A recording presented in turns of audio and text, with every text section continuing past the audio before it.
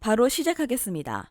먼저 PSG 파리 생제르맹과 AC 밀란의 경기를 분석해 보도록 하겠습니다. 프랑스 1부 3위의 파리 생제르맹입니다. 스트라스부르를 3대 0으로 잡았습니다. 하지만 압박의 약한 모습을 지속적으로 노출하는 등 아직도 중원 장악이나 강호들과의 경기력을 보장하기는 어려운 상태입니다. 그나마 상대가 전방 압박을 할 때 생기는 뒷공간을 음바페가 노리는 식의 운영을 기대해 볼 수 있을 것 같긴 한데, 문제는 1대 4로 참사가 나버린 뉴캐슬전에서는 압박에 전혀 대응이 안 되면서 수비에서 아주 불안한 모습을 보였다는 점입니다. 결장자는 리코, 멘데스, 킴펜베, 아센시오, 에메리 선수가 결장할 것으로 보입니다. 이탈리아 1부 2위의 밀란입니다. 밀란은 수비적인 리스크를 감수하더라도 전방에서 압박을 세게 걸 가능성이 높습니다. 앞서 언급한 대로 뉴캐슬이 파리 생제르맹을 잡아냈을 때의 키워드는 강한 압박이었고, 애초에 피올리 감독도 라인을 높이고 전방에서 세게 프레스를 거는 것을 선호합니다. 물론 올 시즌 키에르의 기동력 저하 등 뒷공간을 돌파당하기 좋은 상황이라는 점은 감안해야 할 것입니다. 결장자는 베나세르, 칼다라, 치크, 스포티엘로, 추크웨제 선수가 결장할 것으로 보입니다. 파리 생제르맹이 올 시즌 강한 압박에 약해 전방 압박을 선호하는 밀란을 상대로도 상당히 고전할 가능성이 없진 않다고 봅니다. 그래도 음바페의 기동력과 꾸준한 득점력 등 밀란이 비워놓은 뒷공간을 공략하는 양상은 기대를 해볼 수 있는 부분이 있습니다. 2.5버를 픽하는 것이 가장 확률이 높을 것입니다. 다음은 영보이스와 맨체스터 시티의 경기를 분석해 보도록 하겠습니다. 스위스 1부 2위의 영보이즈입니다. 상대가 로테이션을 돌릴 가능성이 높다는 것이 희망입니다. 하지만 1차 빌드업의 핵인 로드리는 그대로 선발로 나올 가능성이 높아 영보이즈가 주도권을 주기는커녕 수비에 투자해야 할 시간이 높다는 점은 명백하다고 볼 수 있겠습니다. 애초에 이메리, 말레스의 동반 이탈로 전방으로 볼을 전달하는 것도 어려울 가능성이 높고, 공격수들도 UCL에서는 2경기 연속으로 침묵하고 있는 상태입니다. 결장자는 이메리, 말레스 선수가 결장할 것으로 보입니다. 잉글랜드 1부 2위의 맨시티입니다. 주말에 맨체스터 더비가 있기 때문에 빠지면 경기력에 큰 문제가 생기는 로드리 정도를 제외하면 로테이션의 폭이 꽤 클 것으로 보입니다. 그래도 홀란드가 조금은 부진한 UCL에서 알바레즈가 3골로 공백을 커버하고 있고, 도쿠도 기술로 상대 수비벽을 돌파하는 데 기여할 수 있는 자원들입니다. 물론 로드리도 주말 경기를 위해서 후반, 초반에 일찌감치 빼줄 가능성이 높아 맨시티의 경기력이 90분 내내 일관적이지 못할 가능성은 있습니다. 결장자는 스테픈, 데브라이너 선수가 결장할 것으로 보입니다. 로드리가 풀타임을 뛰지 않을 가능성이 높은데, 이런 상황이라면 맨시티가 경기력에 대한 일관성을 90분 내내 유지하기는 어렵다고 봐야 하겠습니다. 맨시티는 주말 더비를 위해서 주전들을 상당히 아껴야 하는 상황이기도 합니다. 3.5 언더 가능성을 높게 보고 싶습니다. 다음은 라이프치히와 츠르베나의 경기를 분석해 보도록 하겠습니다. 독일 1부 5위의 라이프치히입니다. 상대가 체급 차이가 좀 나는 팀을 상대로는 극단적으로 수비 전형을 짜기도 하는데, 중앙을 잘 쓰는 4-2-2 양상의 라이프치히가 주도권을 잡을 경우에는 크게 문제가 될 소진 없습니다.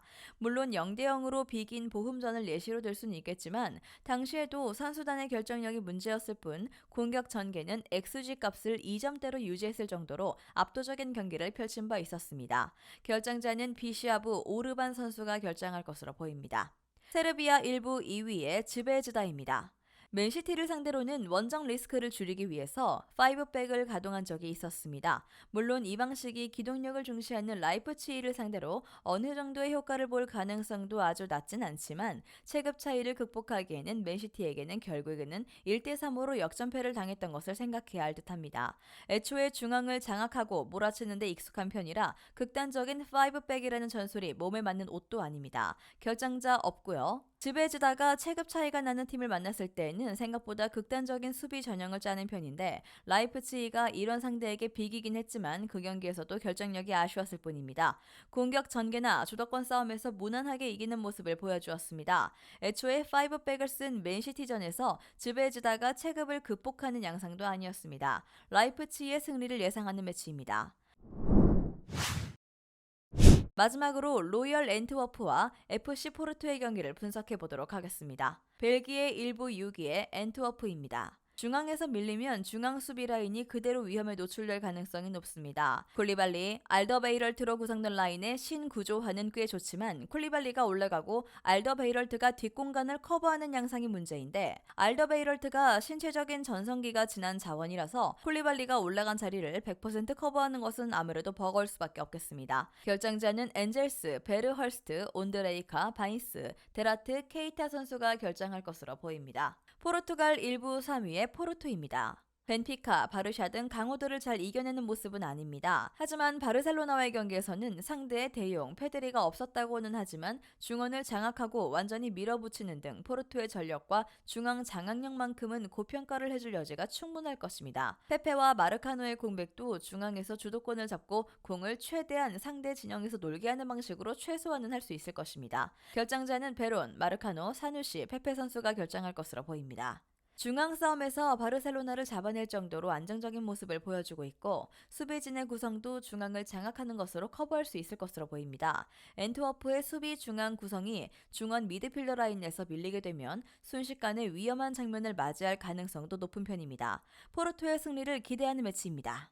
영상에서 알려드리는 내용들은 모두 1차 분석 내용들이며 2차 분석과 최종 조합픽은 영상 하단 고정 댓글 링크로 문의 주시면 안내 도와드리도록 하겠습니다. 시청해주셔서 감사합니다.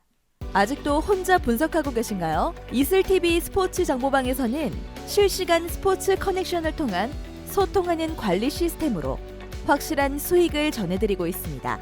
정보방 입장 조건은 없으며 일반인들은 쉽게 접할 수 없는 배당 흐름 분석, 모든 경기 라인업과 결장자, 마지막으로 분석 모델링을 통한 최종 조합픽까지 무료로 제공해드리고 있습니다. 물론 마음에 안 들면 둘러보시고 나가셔도 됩니다. 혼자 하면 단기간으로 수익을 볼 수도 있겠지만 함께하면 장기간으로 꾸준한 수익이 가능합니다. 정보방 무료 참여하시고 꾸준한 수익을 원하시는 분들은 영상 고정 댓글 링크로 문의 주시면 안내 도와드리겠습니다. 늦지 않았습니다. 함께 합시다.